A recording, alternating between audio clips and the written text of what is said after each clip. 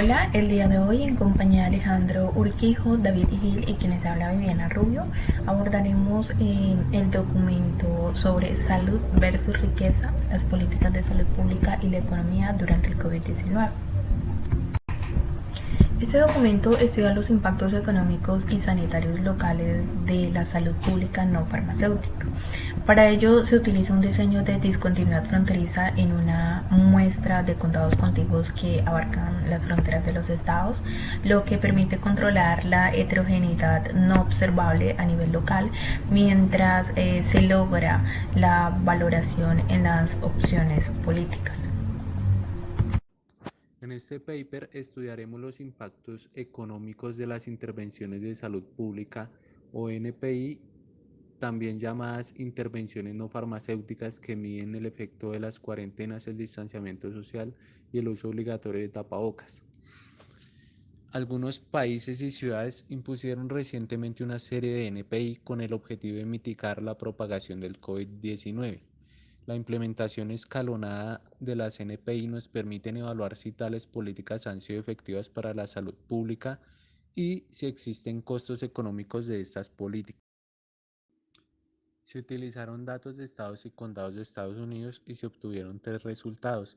En el primero, cuando comparamos condados de Estados Unidos con la NPI de quedarse en casa con otros condados que no tienen la misma NPI, resulta que no hay un efecto diferencial de estas NPI en la tasa de crecimiento de casos confirmados. El segundo resultado se refiere a los efectos de contagio.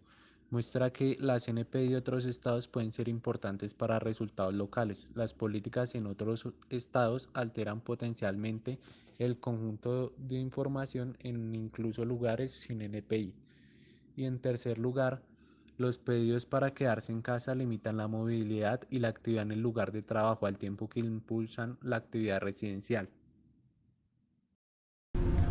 El enfoque que presenta este trabajo de investigación es un enfoque mixto en donde se hace primero que todo una recolección sobre la literatura empírica y teórica sobre epidemiología y salud pública y a su vez por la parte cuantitativa se toman datos en tiempo real de empresas financieras fintech que ayudan a comprender el comportamiento de los consumidores, es decir, el comportamiento macroeconómico en la sociedad. La estrategia metodológica es un diseño cuasi experimental en donde se encuentra con conocimientos previos, se prueban hipótesis y se relaciona una causa y un efecto. En cuanto a la técnica de recolección de información, se utilizan fuentes primarias y secundarias como son documentos académicos, periódicos, datos económicos, entre otros. La técnica de análisis de los datos es el análisis del contenido, en una primera medida, digamos que para el análisis cualitativo, porque permite seleccionar los documentos que aportan a la investigación y su posterior análisis. Y por la parte cuantitativa tenemos que el alcance de la investigación es correlacional al momento de hacer, digamos, el análisis como tal de todos los datos. Los resultados de esta investigación nos dicen que a mediados de abril de 2020, Estados Unidos tenía más de 1 millón de casos confirmados, teniendo una tasa de crecimiento diaria de aproximadamente el 18% entre el mes de marzo y abril. El estado más afectado fue New York, ya que en ese mismo periodo de tiempo tuvo una tasa de crecimiento del 25% promedio diario. Y otros estados que también se vieron afectados por estas tasas tan altas de crecimiento fueron Texas con un 20%, California con un 15% y la Florida con un 19%. Referente a las muertes, los estados que más porcentaje de muertos tuvieron relacionado con el porcentaje de enfermos por COVID fueron Nueva Jersey, Massachusetts y Luisiana.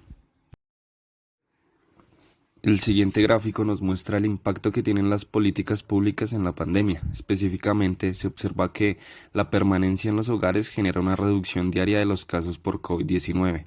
La línea roja nos muestra el antes y el después, es decir, en la parte izquierda se observa el comportamiento antes de implantar las medidas para permanecer en casa y en la parte derecha se observa el comportamiento después de llevar a cabo las políticas públicas. Finalmente, esta gráfica nos da a entender que las políticas públicas son necesarias para controlar la tasa de crecimiento de los casos por COVID-19, ya que como observamos en la parte izquierda de la gráfica, cuando no había medidas, la tasa de crecimiento era positiva, y luego de implantar las medidas llegó a ser de crecimiento a tener una tasa de decrecimiento. Los resultados de la figura 2 se relacionan con los efectos secundarios de las políticas. Este crecimiento se ve ya que las personas en condados sin una política rigurosa de quedarse en el hogar pueden haber tomado diferentes comportamientos que generaron este aumento de casos. La diferencia con la figura anterior es que estaba relacionada a los condados y la anterior va relacionada a los estados. Cabe la posibilidad de que los condados en los estados que adoptaron la opción de quedarse en casa tomaron otras medidas para limitar o para mitigar la propagación, por lo que eran más propensos al contagio del COVID-19. La siguiente figura da a entender que después de la implementación de las políticas de quedarse en casa hay un impacto diferencial en la movilidad entre los condados que tienen una política de quedarse en casa y los que no la tienen.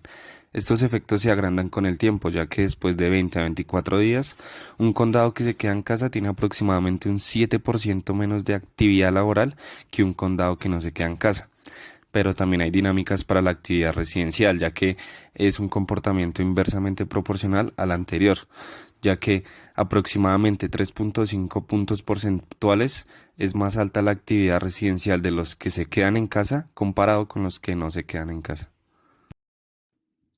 Para las conclusiones encontramos que las variaciones en la movilidad no están asociadas con la tasa de crecimiento de los casos.